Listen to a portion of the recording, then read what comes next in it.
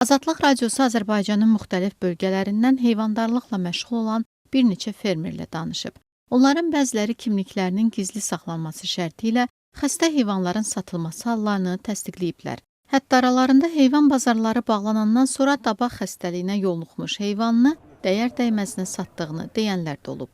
Sən heyvanı da var. Məndən ucuz alır, məndən də bəhrələnir, qəssabdan da bəhrələnir. Və yaxşı, mən borcumun qarşılığını almaq üçün mənə dövlət nə verdi ki, mənə də diklənib deyirsən ki, bu xəstə heyvanı satma. Kənd təsərrüfatı eksperti Vahid Məhərrəmovun fikrincə Azərbaycanda bazara ölmüş və ya xəstə heyvanların ətinin girməsi təkcə bugünün problemi deyil və bu təkcə dabaq xəstəliyinə bağlı da deyil. O bunun əsas səbəbini Azərbaycanda ət çatışmazlığında görür. Deyir ki, Azərbaycan daxili istehsal hesabına ət olan tələbatın ancaq 40%-ni qarşılayır.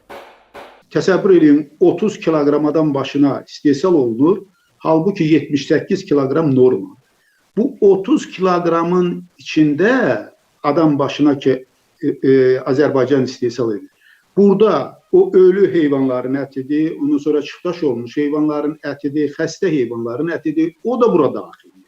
Azadlıq Radiosu Qida Təhlükəsizliyi Agentliyindən xəstə heyvan ətinin bazara daxil olmasını önləmək üçün hansı addımlar atıldığını, ölkədə dabaq xəstəliyi yayılandan bəri xəstə heyvan ətlərinin aşkarlanıb-aşkarlanmadığını və digər suallarına reportaj efirə gedənəcən cavab ala bilməyib.